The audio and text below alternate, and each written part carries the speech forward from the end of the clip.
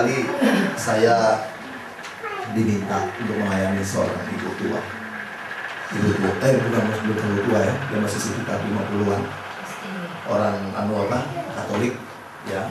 Dia yang punya bengkel terkenal di Surabaya, bahkan di Surabaya, di Jakarta banyak cabang dia. Ya, sampai di Bandung, di mana-mana, sampai di Sumatera. Namanya GBT. Tahu ya, bengkel GBT. GBT itu terkenal, bengkel GBT. Ini dok, dia punya kakak semua, dia punya adik, itu semua dokter ahli. Dan dia kena tumor otak. Dan dokter mengatakan dia kurang 2 bulan. Vonis dokter sudah dibawa kemana-mana, nah tidak sembuh karena semakin besar. Dia punya tubuh itu, badan itu tinggal kulit, bungkus tulang. Lalu besok pagi itu mau dibawa ke Singapura, hanya untuk bikin senang sama dia. Coba di Singapura, mau cek dirawat di Singapura. Nah, sebelum besok berangkat dari Singapura, sore-sore nanti saya datang ke sana, diminta tolong doakan, kasih firman Tuhan. Saya kasih firman Tuhan tentang ini, tentang Abraham dan Sarah. Saya bilang, ibu, secara akal manusia, ya Abraham dan Sarah tidak punya dasar untuk berharap. So tua, bagaimana? Mungkin sedangkan masih muda, mandul nggak punya anak, apalagi sudah tua, 90 tahun, 100 tahun. Bagaimana bisa punya anak? Tapi yang luar biasa sekalipun, ya secara manusia tidak ada dasar untuk berharap. Yang luar biasa mereka tetap berharap. Dan pengharapan mereka di dalam Tuhan tidak sia-sia. Akhirnya mereka dapatkan anak. Amin. Ibu ini berdiri iman. Dokter sudah mengatakan kurang 2 bulan. Kakak dan adiknya semua dokter ahli. 3 hari kemudian dia telepon saya. Pak Pendeta, apa yang Bapak katakan, firman Tuhan yang Bapak katakan, saya bukan berangkat dengan ini. Saya harap tidak berharap sama Tuhan. Saya harap dan ada terjadi. Ternyata penyakit yang gawat, yang parah itu Tuhan ubah menjadi penyakit yang biasa. Itu tumor yang sebesar telur itu kalau kita stres, dia stres. Waktu tidak stres, hilang. Jadi waktu di Singapura kita cuma pasti yang jalan-jalan. Ini pernah begitu. Secara manusia, ibu ini tidak punya dasar untuk berharap. Dokter sudah bungkus tulang, kulit bungkus tulang, tumor sudah sebesar telur. Ya. Tapi ketika dia berharap sama Tuhan, ya, pengharapan dalam Tuhan tidak sia-sia. Sampai saat ini dia masih hidup. Itu sekitar 8 tahun yang lalu masih hidup sampai sekarang. Itu sebenarnya satu ayat yang luar biasa, ya, yang kita harus pegang. Amsal 23 ayat 18. Ini baca sama-sama. Amsal 23 ayat 18. Amsal 23 ayat 18.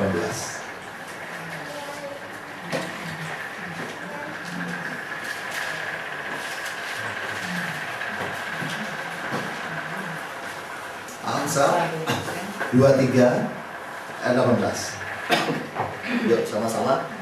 Amsal 23 ayat yang ke-18. Sudah? Baca sama-sama. 1, 2, 3.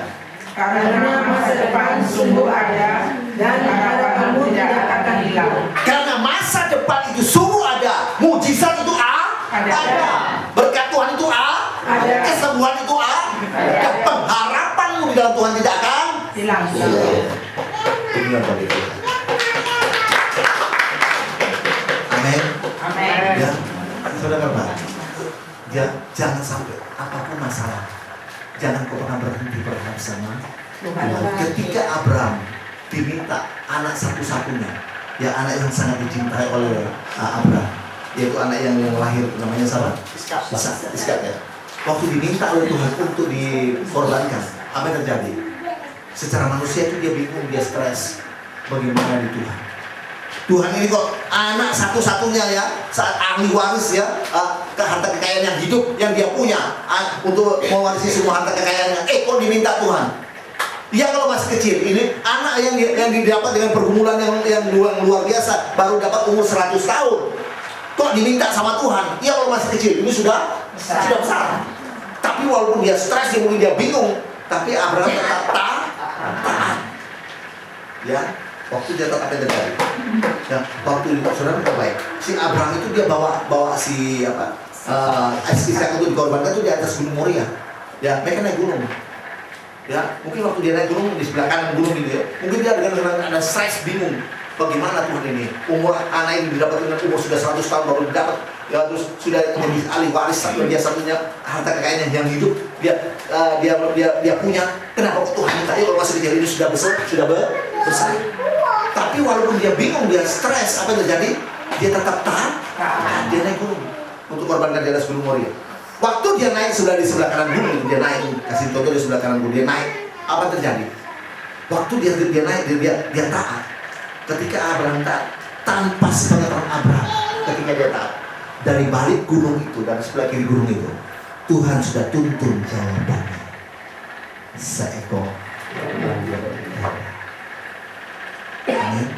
Ketika Abraham taat, ya, ketika Abraham tanpa sepengetahuan Abraham, dari balik gunung itu, Tuhan sudah tuntun jawabannya. Seekor. Itu sebenarnya saya mau beritahu pada saudara. Apapun masalah, apapun persoalanmu, asal engkau taat, Tuhan sudah tuntun jawabannya dari balik masalah itu, dari balik persoalan itu. Apapun sakitmu, asal engkau taat sama Tuhan, Tuhan sudah tuntun mujizat itu dari balik sakitnya.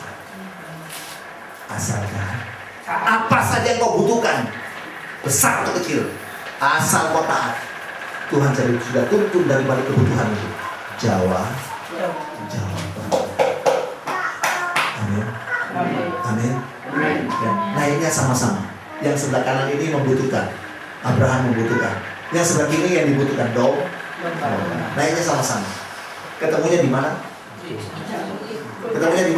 Puncak.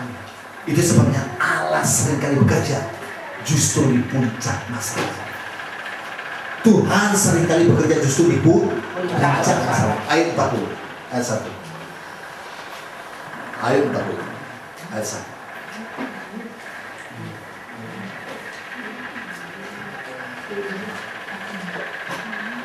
Ayat 40, ayat 1. Buka Mazmur 1, sebelah kiri 2 halaman tuh pasti ayat 40.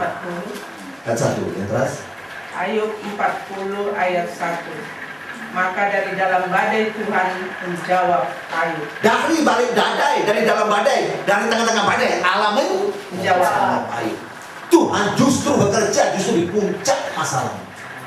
Itu sebenarnya saya mau beritahu pada saudara terbaik. Jangan kau pernah berhenti berdoa sebelum doamu dijawab oleh Tuhan. Jangan kau pernah berhenti bergumul sebelum kau melihat jawaban Tuhan, hasil doa. Amin. Coba andaikan ya si Abraham itu sampai separuh gunung, sampai setengah gunung, kira-kira dia bisa melihat jawaban Tuhan? Bisa ketemu sama domba itu? Coba amungin sampai 3/4 gunung, aduh solalah, capek ya mau sampai 3/4 gunung, tidak dapat jawaban, turun yo. Kira-kira dia bisa ketemu sama mujizat Tuhan? Tidak bisa. Justru di puncak itu dia ketemu sama jawaban Tuhan. Ya.